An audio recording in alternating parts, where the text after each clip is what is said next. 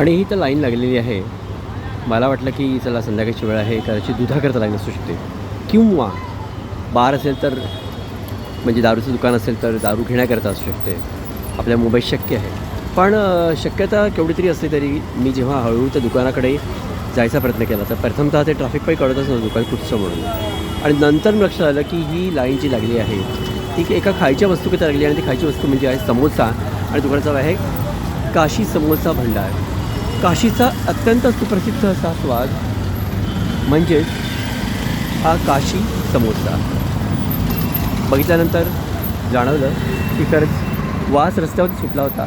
लोकांची गर्दी तिथपर्यंत गेली होती. लोक लाईनीमध्ये समोसे घेत आहेत आणि बाजूला काही लोक उभे राहून खातात पण आहेत. म्हणजे इतकं क्लिअर आहे आणि इट्स व्हेरी नाईस. समोसे खायचे आणि बाजूला उभं राहून ते एन्जॉय करायचे. तेव्हा सगळ्यांना अत्यंत आवडीची गोष्ट म्हणजे समोसा मुंबईमध्ये. आणि समोसा पॅकिंग चाललं आहे.